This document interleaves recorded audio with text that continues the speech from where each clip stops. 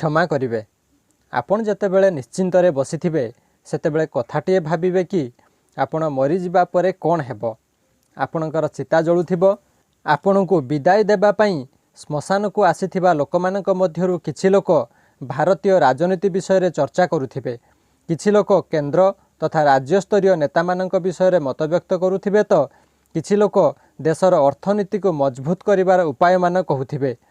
आउ किछि लोक निज मोबाइल रे यूट्यूब फेसबुक इंस्टाग्राम रो पोस्ट को लाइक व कमेंट करुथिबे तो आउ किछि लोक निज निज को पचारुथिबे अरे भाई आउ केते समय लागिबो। बास समस्तंकर केवल गोटे लक्ष्य थिबो केते शीघ्र सबु किछि शेष करि देई निज निज घर को फेरी जिबे। किछि समय परे आपणक घरु कांदिबार शब्द बंद होई जिवो। परिवार लोक माने आपणक परवर्ती क्रियाकर्मर आयोजन करिबारे लागि पड़िबे।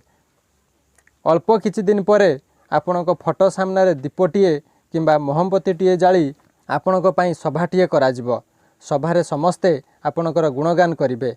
आपण बंचिथिबा समय रे आपणकर जेउ संपर्कीयटी आपणकर छाईटी को मध्य पसंद करू नथिला से मध्य आपणकर गुणगान करी लोक देखाणिया भावरे दुई टपा लुह गड़ाई पकाइबो। 12 दिन पर्यंत आपणकर गुणगान करिबा पई केही भी कोनोसी प्रकार अवहेला करिवे नाही। 13 दिन बेलकू आपणक संपर्कीय माने आस्ते आस्ते विदाय नेबाकू बसिबे।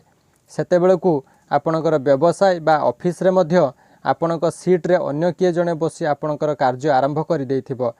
मासे परे आपणक परिवार मध्य कॉमेडी शो देखि हसिबाकू लागिबे। आस्ते आस्ते सबु किछि साधारण होई जिवो। अति आश्चर्यकर भावरे आपणको समस्ते भूली जिबे।